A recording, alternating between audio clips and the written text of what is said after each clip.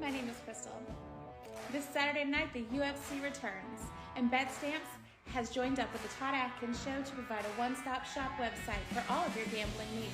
When you visit Todd's page, signupexpert.com/TAS, you'll be connected to all of the sports books in your region, along with a review of each platform and its unique benefits. All of these sports books have valuable offers for new users. So when you register through MyLink, you'll automatically receive the top offers at each one. If you want to take advantage of these benefits and support the Todd Atkins Show, please consider signing up for your next sports book at expertsignup.com/TAS. Again, my name is Crystal, and you can find me on TikTok at unapologeticallyme0424. Happy gambling!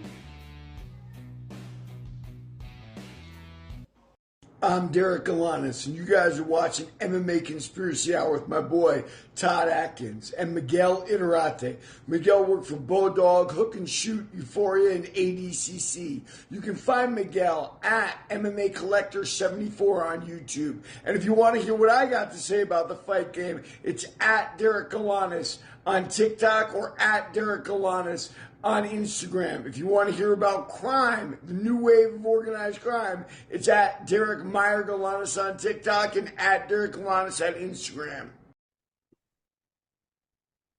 All right, so this is Todd Atkins. I'm back with Miguel Iterate, and we're going to do another MMA Conspiracy Hour episode here, and we're going to kind of touch on the latest of this UFC antitrust lawsuit, some of the things that have come out today, and before we always start, I'd like to thank our sponsors, Live to Fight and BetStamp.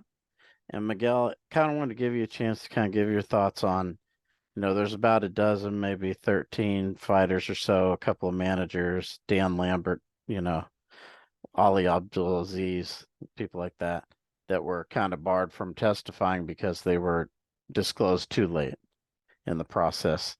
And, this could be a big blow to the UFC because now it leaves them to where they have no fighters that are going to be testifying on their behalf if they go to trial. So to be clear, Abdulaziz, Dan, Bisping, I believe, was one of the fighters. Chael was another one, right? Chandler.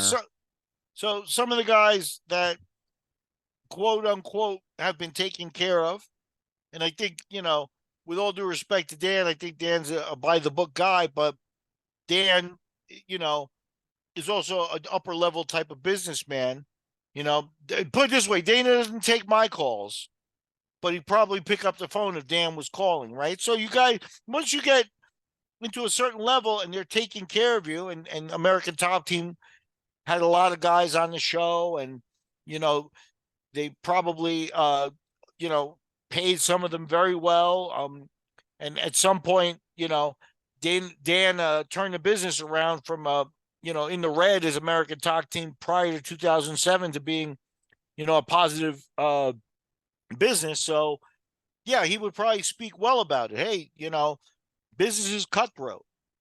And, this is a cutthroat business, but there are people, this isn't, them just socking all the money away. They put it all away. And that would be the story.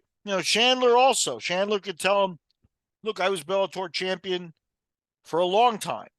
And I was with that company, and I made, good paydays, especially, when you hear just the numbers on the contract. I even thought I was making good paydays compared to the UFC, fighters. But, they take care of you in so many other ways and also make you famous. So, like, for example, Chandler may have a couple of million Instagram followers now, that he didn't have with Bellator. So does he now get a weekly or monthly check from Instagram? Because, let's say that he was to monetize that. Let's say that makes him an extra $100,000 a year that he, and that would be average money, right? But some of those guys with $1 million followers, and more, their YouTube channels, all those types of things now become extra income that you didn't have, fighting on the smaller shows and things. Exposure from the TV shows, money to not fight. They're probably taking care of him as McGregor went through his zoo. So, and this is where it's an interesting thing what the UFC did. Why did they present these names late? Did they just think that they were going to be accepted and that they would go into the lawsuit, or did they screw up? And, why was the list only 13 people? Because you could go back a lot further. And I believe that if you look at it, that Dana, big evil Dana, right? But there is, over the last, 20 years now, probably a very long list of people that Dana has taken care of, that Dana's done a favor. And Dana, in a similar vein to Dan, I don't think Dana, Dan is taking care of people. And when you ask him about it, he's like, yeah, I don't remember. He doesn't want credit. He doesn't care to be like, hey, Dan takes care of people. And I think Dana's of that ilk, where it's like Dana would do things for fighters under the table, or, not under the table, but out of the scrutiny of the public, because it felt good to him. He didn't want press for it, or he didn't want to impress anybody else. I'll give you a good example. My understanding is UFC 9 veteran Mark Schultz, also a gold medal Olympian, and a person who, should be an icon from his wrestling days. But wrestling, amateur wrestling doesn't really take care of people. And he had a situation where he, I believe Dana paid for his dental work, got his teeth redone. And that, it's probably $50,000 to redo the entire mouth and stuff. But if somebody in their older age is beginning to lose their teeth, I had some experience with this too. Dental work's not cheap, but Dana apparently paid for Mark's dental work. Dana wasn't out on the press row telling people, hey, I took care of this and that. The other thing, he did that because he respected Mark Schultz. How many times has he helped people out like that? And I've seen some, maybe I haven't been looking hard enough in the past, but nowadays there has been some leaks and stories like that about Dana taking care of people. He gave this guy who was about to be homeless some money. He says, I'm not going to let that happen, that sort of stuff. I even saw one clip where Dana looked like I don't want to say he was crying, but he looked like he definitely got a little choked up and got emotional. Like, they're trying to give me credit for something that I do all the time. And like I said, over 20 years, there's no doubt that Dana's taking care of people. Chuck Liddell, Matt Hughes. At the end of the day, the lawsuit will probably claim that they tried to cut out managers and tried to cut out some of the infrastructure of the fighters in order to, negotiate with them directly and maybe rip them off and not, pay them as much and get rid of that sort of arm. But you could take the example of Matt Hughes, let's say, and I believe Matt was given a $5 million bonus. Now, according to his contract with his manager's entitled to 20% of all fight income. Now, how do you interpret all fight income? So, in other words, if that bonus falls into all fight income, then Matt has to give $1 million to his manager, 20%. And basically, that that bonus kind of fell out of the sky and was based on his performance. It's not like the manager negotiated the bonus, worked it out.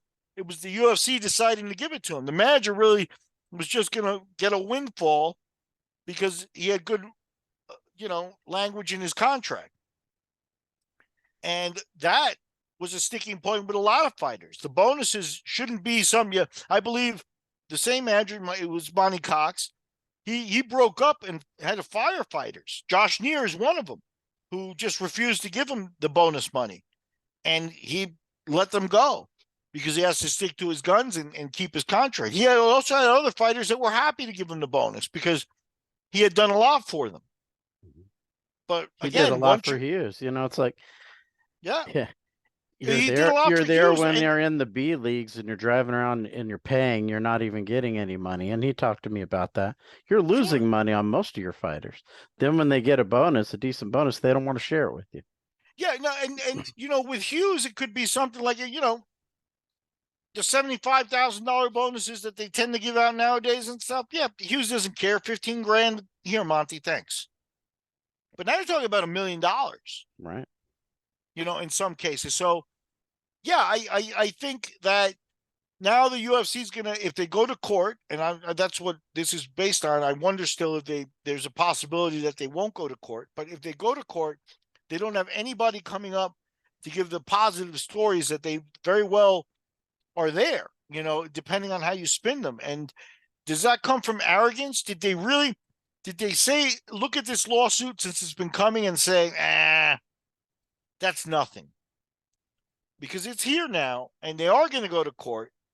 And it is something, and they should have paid attention because Bob Mazy is a sharp character. He's, to be a lawyer that was practicing, I believe, real estate, and drop your real estate stuff to come and take on, a class action lawsuit in the sports world, in the, realm of monopolies or whatever, however you want to call this, it's a big change. So I think he's gotten good advice, and a lot of people have looked at it. A lot of good people have looked at this and said, you have a case here. You have a case here. Lawyers will turn down. It's like, hey, I need a lawyer. Defend me. Lawyers are saying, no, I can't. I'm not taking that. I'll send you this other lawyer. He takes more risks. They know what they have here, and they know the potential of it. That's why he did the lawsuit. He's a smart guy. The UFC should never have thought, this is nothing. But this is a clue that maybe they did short sell the lawsuit because it's about here, and this arbitration is the last line of it. So what worries me a little bit is that I think it should worry every fan, is the only way things are really going to change big time is if the lawsuit somehow forces the UFC to change business practices. So they go to trial, the judgment comes against the UFC, they're guilty of being a monopoly, and the judge says, okay, you have to award the fighters, all 1,100 of them, X amount of money, and your business practices, whatever change has to happen. All your contracts with all the fighters are now null and void. They are now allowed to negotiate with any one of the competition. If that happens, then we will see change in the business. But in this arbitration section, if the UFC comes in and says, here's an offer you can't refuse, and the 1,100 fighters, how will that be decided? That's, one of those critical questions. Is it the kind of thing where they do a vote?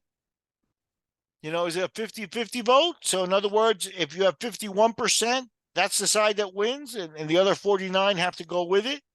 Or is it a 75% have to be in concurrence?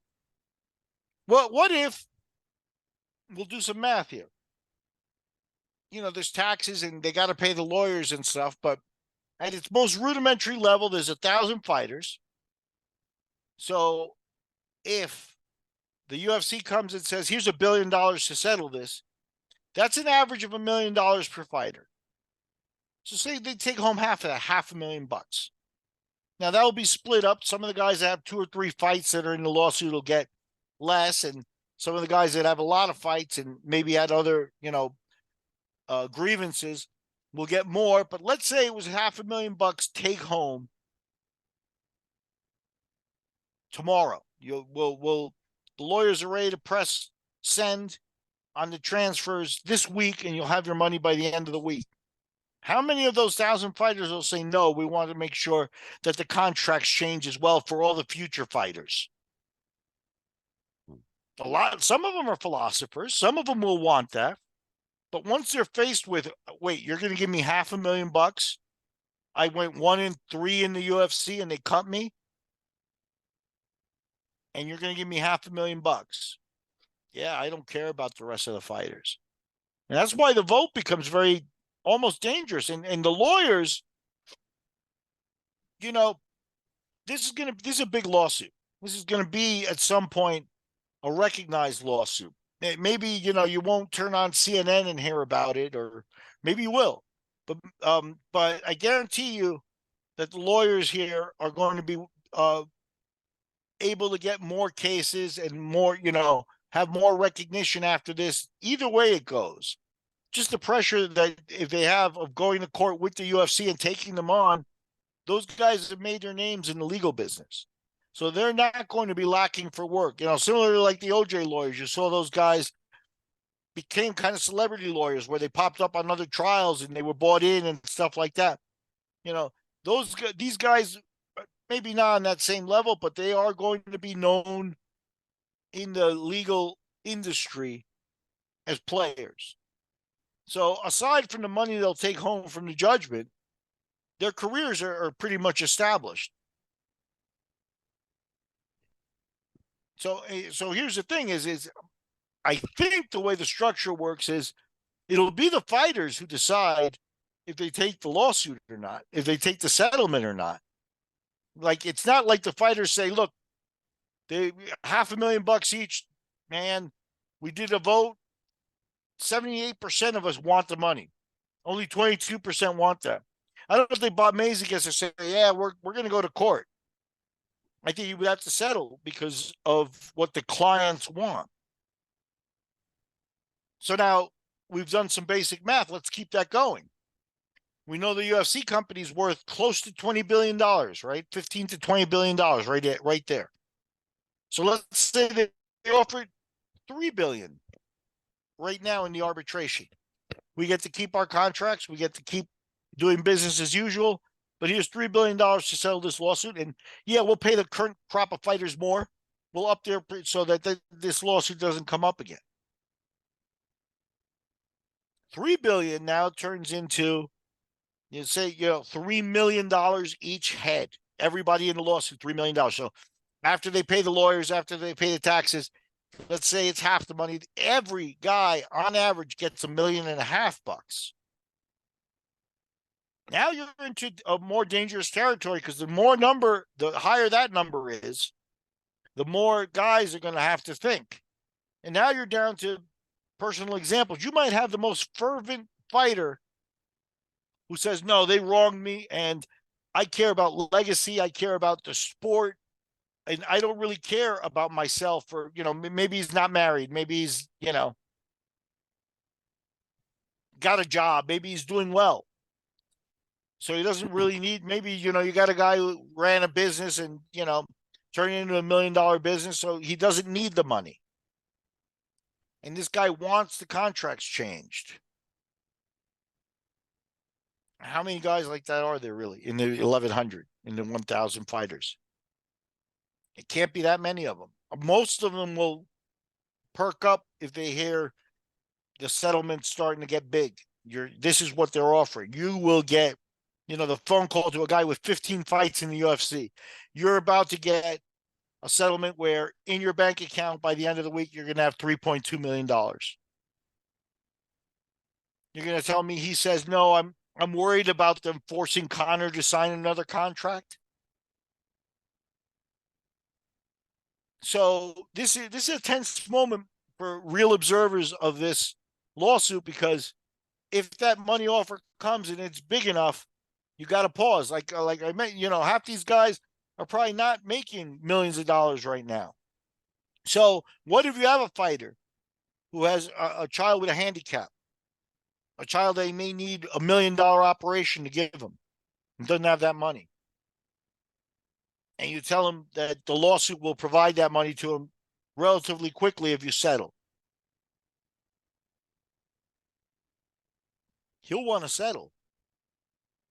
What if you got another guy who's got an opportunity at a business investment, but he's got to come up with cash up front, and he doesn't have the money? All of a sudden, this money comes up. He's going to want to settle. You got fighters who may want to take care of parents, may want to take care of their families, may want to party, may want to live a life, whatever the reasons are. Once they start hearing a number for each individual, okay, this is what this guy is going to get.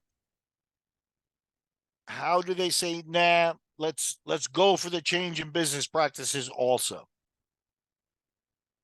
So this is time where we'll see if they circle the wagons and how that goes. You mentioned to me in the prep that, and I alluded to it, that Conor McGregor came out recently in the news and said he's got 2 fights left on his UFC contract. And the UFC is kind of Dana already said his fight's not happening until the end of the year. They're kind of stringing him along and pushing him towards re-signing. Now, that's business as usual for them. They're still operating like that. Is that arrogance? Is that hubris? Is that stupidity on their end? Yeah, I think so. Do they really think that they're going to be able to keep doing it? It seems like they do, right? So do they have some type of ace up their sleeve? Why would you want to keep doing the business practices that got you here in the first place? Because you might end up there again. Yeah, well, the UFC wants to keep their business practices, right? Because they own every fighter in the top 15, as we've already, established, kind of. But now, if other fighters see that they've won a lawsuit, now other fighters are going to think, well, maybe we can take them to court. Yeah, but that's the part where they will change if they get set. This either gets settled or they lose a judgment, but are able to keep their business practices. There will still be a change in their business practices. There already has been. When we started with Zuffa, and we know this, the typical money was 2 and 2, $2,000 to fight, $2,000 bonus to win. You make $4,000. You pay for your own MRI and everything like that. At the very least, the minimum guys now get 10 and 10. So, they move that to 25 and 25. That's not really a skin off their ass. Because it'll be interesting. But, Conor, for example, he signed a couple of contracts with the UFC. And, at least in some of the earlier ones, he wasn't going to get any changes or anything, where they were going to give him leeway or they really wanted him. So at least there are some contracts that he signed. What if an Irish television or movie producer wanted to do a movie about his life? They can't just go to Conor. They have to go to the UFC and go, hey, can we do this? Because the UFC has the contract. That's what Bob argued. Bob Mazy, the lawyer, argued was part of their strategy, was to just muddy the waters so that if somebody, wants to make a movie of Conor, they will have to go to Conor and say, okay, what contracts have you signed? What's out there right now? Conor turns over his contracts, in confidence. He turns over his contracts. They're doing a business deal. They can't tell anybody about him, but they're going to read it, and the lawyers are going to say, we got to talk to these guys. We can't do this without talking to them. We can't just ignore these contracts he signed, because if we ignore them and we say, hey, we got the movie, they can come and say, hey, wait a minute, no, you don't. And they do have an issue because some of those contracts are strong. So as long as they can keep controlling the image and putting out video games and things like that, they'll change business practices. But being forced to change business practices by the court is a different ballgame. They're already paying more than they were. They'll just keep doing what they do. Okay, so everybody gets a little raise. Keep in mind, $5 billion, right? So what if they decide to do it this way? They have $5 billion kind of in reserve to figure this out. And let's say they give $2.5 billion of that to the fighters, which, as we said, with 1,000 fighters roughly, you're talking about probably take home about $1.5 million per head. So I mentioned 5, and I'm talking about 2.5. So what if the other 2.5 was to take care of their current roster and send them all out checks too, and make them all make the money?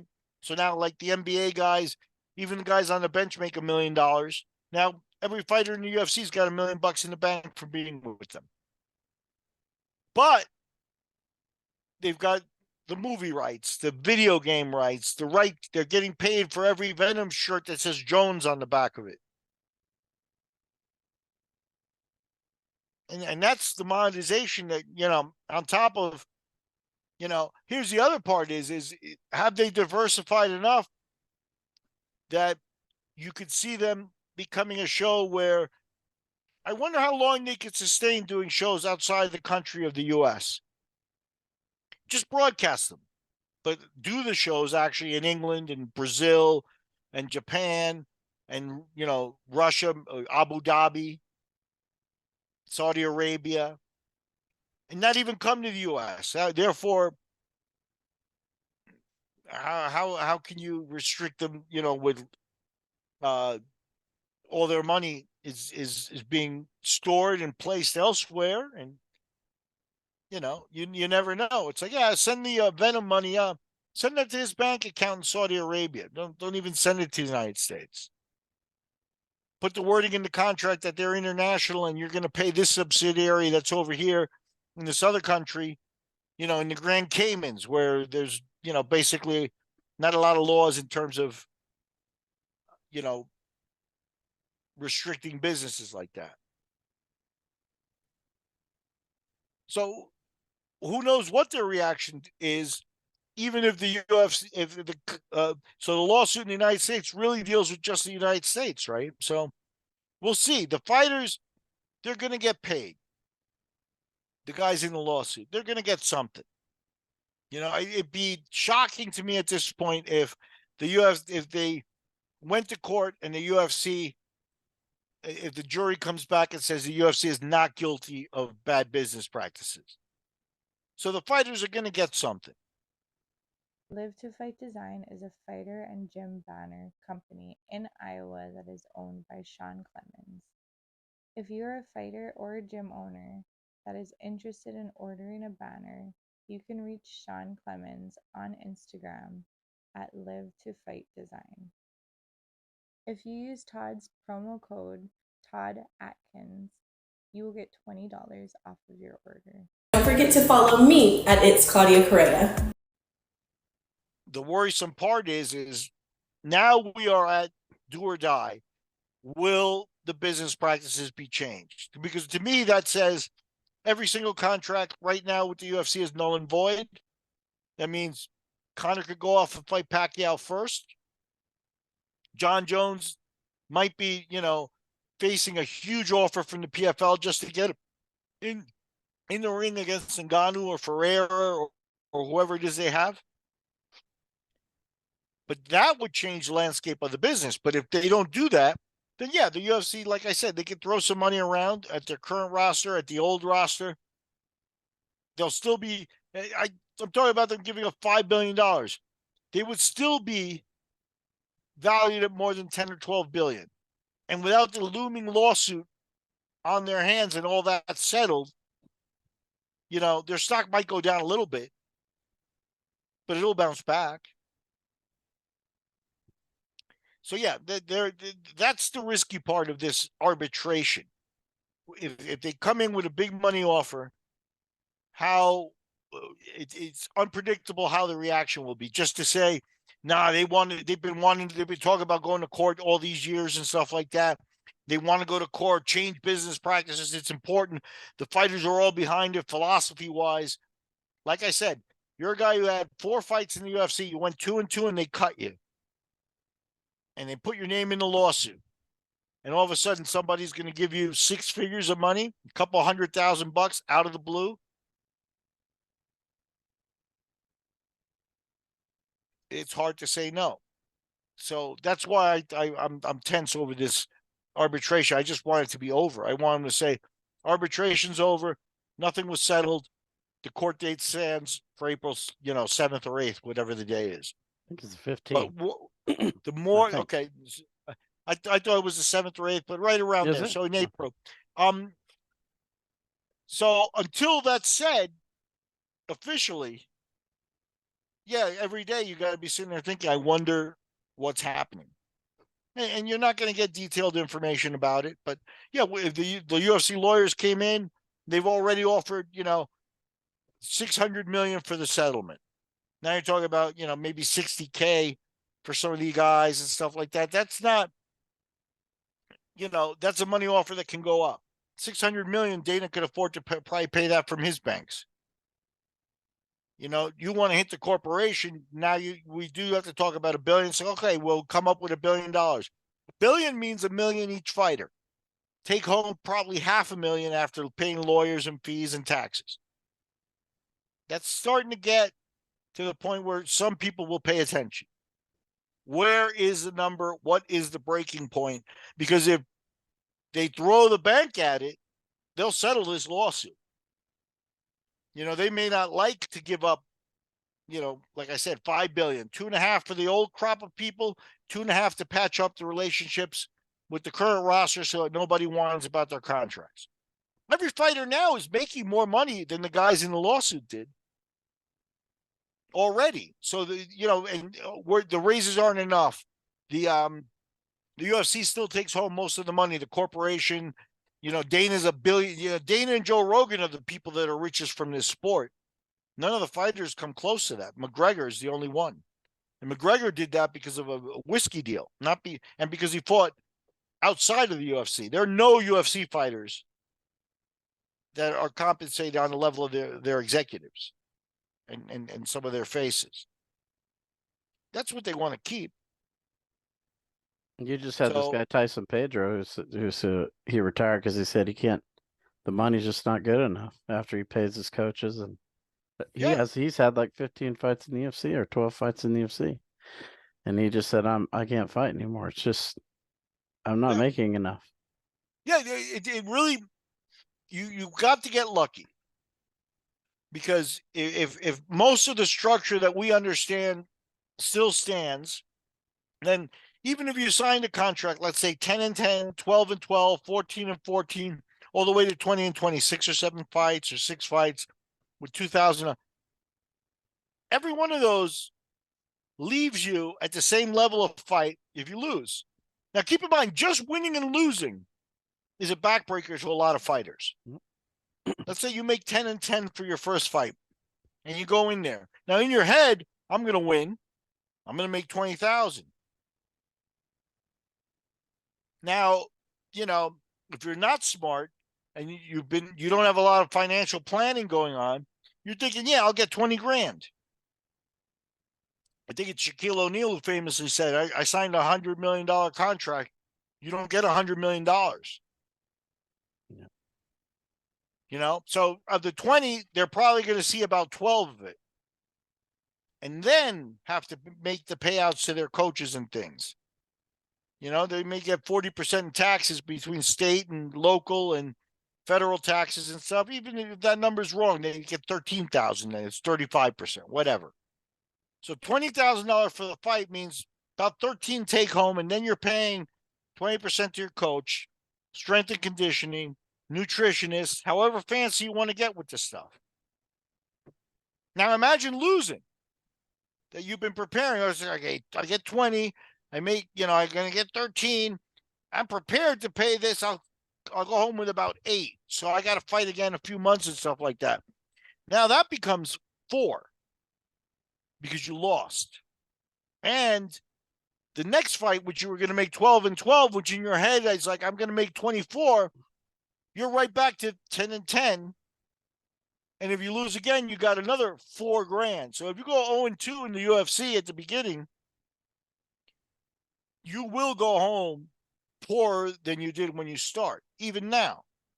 So how do they fix that? They go to some of those fighters and ship them each $100,000. They'll go away. They'll never sign up for a lawsuit. Here, or they give it to them. Here's your check. Sign this contract that in order to accept it, you throw out all your rights to future lawsuits. You'll get guys that sign that. Yeah.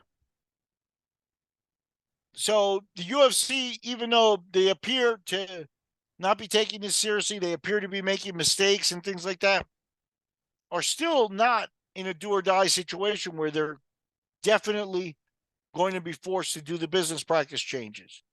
But like I said, if this lawsuit does not result in the UFC being forced to nullify every contract that they have and renegotiate with everybody else under a different structure of contract, and allow them to take offers from the PFL, from boxing, from whatever other companies, unless that happens, then this is just paying some of the old fighters for what they did in the ring, in retrospect. But if the UFC doesn't have to change, then nothing's been accomplished. And the PFL will never have a chance. They're too far behind. Yeah, it's going to be interesting to see how it all plays out, for sure. Yeah, for sure. And the arbitration thing has been the kind of thing that neither side's talking too much about, Right. but I think it's something that does warrant paying attention to. Until the word comes out that the arbitration period is over and nothing has been settled, we're going to court. Until that happens, there's some tension in the air, and there's always a possibility that the UFC's ace up their sleeve or whatever type of fallback plan they have manifests itself and the lawsuit goes away. Well, I mean, I think it's a great thing to end on. Miguel, I think you always do great job of kind of summarizing, these topics and yeah, I think you have to be realistic to them.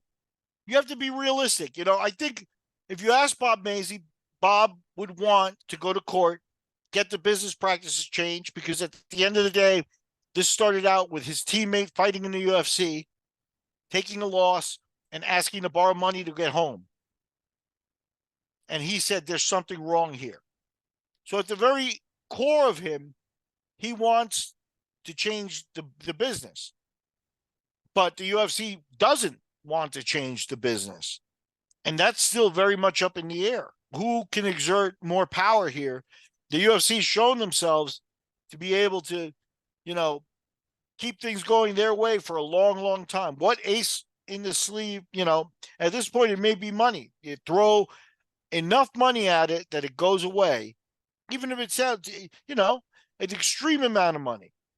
They start selling off assets and things like that to get a war chest of a few $1 billion so that they have it in cash so it can go out right away. But again, now you're talking about 1,000 fighters. How many of them are going to turn down? If you have 15, 18 fights in the UFC and you have a grievance with them, that they prevented you from a title shot, that they force you to spend a year inactive while you were healthy so that you would re-sign, et cetera, et cetera. What if they come to you and say, okay, you have 15, 18 fights and, we settle for a couple $1 billion. Your share is take home $6 million. How many of those fighters are actually going to say, yeah, but I care about the business practices? It would be interesting to see what the net worth of every one of the fighters in the business is, in the lawsuit is. Are there any guys that are millionaires left in there? That either the UFC paid them enough that they're millionaires, or that has a business outside of the UFC that got them to make $1 million? I present to you that there's going to be more struggling guys than guys that are set for life in that 1,100. So once you get to that situation, what the UFC's offer will be integral, because you'll lose some people. And can they do, here's another thing. This is a question for Bob. Let's say 400 of them want their money, and the UFC is agreeable to this, because the UFC might also say it's all or nothing. So let's say there's 400 of them that say, yeah, we'll throw the lawsuit out, just give us a settlement. The UFC pays them, and then only the other 600 go to court. That would probably be something the UFC wouldn't agree to. So now, now you get a situation where, you got some guy who fought 3 times in the UFC is going to get 250,000, and he's doing okay. So he's like, nah, I'd like to see them change business practices. I think, Joe Silva treated me bad. I don't like the way their whole business was run. I want to see the business practice change. No, I'm voting no. I won't take the money. I want to keep suing. And what if they get a phone call then from a peer who had 15 fights there and was now worth a payment that was due him of $3 million, and he's asking you to change your vote? So the UFC could very much make things crazy and muddy the waters here, depending on how they behave during this arbitration. I imagine it's at the point where, I just recently interviewed Tim Sylvia, and Tim recounted a story where Dana called him. This was about the trilogy with Arlovsky. He had lost his first fight to Arlovsky. They put him in a title fight for a vacant title with Arlovsky almost without a doubt, the UFC thought Arlovsky would win that fight and they'd have their champion that they kind of would prefer over Sylvia. Sylvia won the second fight. And I asked him, I said, Tim, why would you give Arlovsky an instant rematch? Because the first fight was UFC 59 and they rematched a third time in UFC 61. And he got a phone call from Dana. We need you to do this fight. And his manager, Monty, was sparring with Joe Silva. So Monty's busy over here with Joe Silva, 100, 120, popcorn, nothing. But he's busy, and he talked to Tim and got Tim to do the fight. Now, I think they're beyond that. I think Dana would be taking a massive risk if he were to call some of the fighters in the lawsuit and say, look, take the settlement. But again, I don't think he needs to do that. I think it'll become official. Hey, your payment in this settlement, we're getting offered $3 billion to settle. Every one of those fighters will get an envelope probably with a letter that says, of this money, this is what you're due. And after taxes, this is what will be deposited in your account. And once they hear that number, now you're totally down to every individual. And I worry you're talking about a group of people that was underpaid for a great deal of what they have. And many of them may say, hey, I'm taking the money. So yeah, we're in actually very interesting moments, and not a lot of people are paying attention to us. But this is actually the most tense moments of the UFC lawsuit that we've experienced. Right, but one thing I do want to ask, though, it's court ordered. They may not even need to make a settlement offer. They might say we're not offering nothing. Oh yeah, but that would I don't think the UFC wants to go to court. I think it behooves them to stay out of court and let the court settle that. So they may make an offer here. I don't know what other outs they may have to settle this. But yeah, you're right. They could just say, we don't have an offer for you. So I'm not sure how that goes. But it's going to be interesting. And I think that this ends with an offer coming out, and then it's back in the fighters, end of the court here where the ball is, and what they decide. And again, now you're talking about 1,100 individuals, and that's not as comfortable as you may think. And if they're going to make an offer and settle, they don't have long to do it. No, but they probably had one guy preparing a worst case scenario. Like I said, it's a legal team. It's not just one lawyer sitting there like late at night thinking, okay, what do we do? And, he doesn't have that. There's accountants saying this is what's available. This is what we're going to offer Trevino. This is what we're going to offer Fitch. That's probably all in there somewhere figured out. And that's what an offer would look like if I were to, extrapolate what it would look like. It'll be like that down to every individual, all 1,100 people in the lawsuit. Here's the total of money. This is their take home. This is the offer for those people. Because you can't just take $3 billion and go, hey, $3 million each. Because I don't think that would be something that the guy who fought once or twice in the UFC or the lowest guys on the lawsuit would say, yeah, I'll take that. But that's not even fair to everybody on the roster. So I do think it comes down to individuals. How much is the least guy going to get?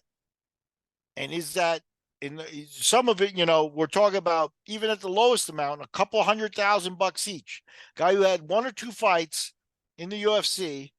Now you're looking at giving him enough money to buy a house, to take care of his mom, to, do, very few people wind up with a couple of $100,000 just handed to them in the middle of life. So it is already, many ways life-changing money. Even if the guy wants to go and say, yeah, I'm going to retire for a few years, go travel Europe with a backpack and my wife and go see the world and stuff. And now you have a couple $100,000 you can do that with. And then come back and do whatever it is you were doing before. Be a trucker. So that's what worries me about is the other problem is if, they were suing King of the Cage. The King of the Cage isn't worth any money, but now the UFC and these companies are worth the money. They have the money. So it's that's the problem, is if they decide to come and throw the money at it, anything can happen. That's all I'm saying, is we're in a situation right now that's tense because anything can happen. Anybody who says this is definitely going to trial, if the UFC offers enough money, I predict to you that we might be at risk of that. So we'll see how it goes. It's very interesting times. And nobody's talking about it, is why I thought me and you should, because, we'll see how it plays out. Well, I wanted to give you time to kind of talk. I know you're, I want to give you Can time. you hear my dogs? Yeah. Yeah, there's something going on out there. And I found a dead skunk in the yard. So I'm kind of curious as to what's going on there. Everybody's going wild outside right now. All right. So maybe we'll just let you go at this one. And everybody who watched the episode, as always, we appreciate it. And Miguel, we always appreciate your insight. And until next time, everybody, check out next episode. Yeah, and comment, especially if you're a lawyer. I'm just an amateur, I've been in the business. I have my thoughts on how things should run and things, but there are lawyers out there who might be able to give us some insight on how this works. I know Bob is right now. He's been very much a friend of the podcast, and I still consider him that. And I would never say anything bad about him, other than that right now he's at his busiest. So I can't expect him to, take time out to jump on our podcast or clear up my errors. But anything out there that's really insightful that you got out there, put it in the comments. I'm going to be looking for it. But I do think I've summed this up, for an amateur, about as professionally as you can there, where the UFC may come with big money. Now it's down to the individual fighters and what their opinions are. And that plays into the UFC's game. Now it's not all of a sudden 1,100 versus the UFC. It could be a lot less. So we'll see how it goes. Very interesting. All right, everybody. Well, until next time, we appreciate the support. Subscribe, comment, like the show, and until next episode, take care. Yes, sir. Hi, it's Claudia Correa, and I just want to sit down and thank you all for watching the MMA Conspiracy Hour with Todd Atkins and Miguel Iterate. Miguel has been the matchmaker of over 200 shows across the world. Miguel has worked with Hook and Shot, Euphoria, Bodog Fight, and ADCC. You can also find Miguel on his YouTube channel at MMA Collector 74. And don't forget to follow me at It's Claudia Correa.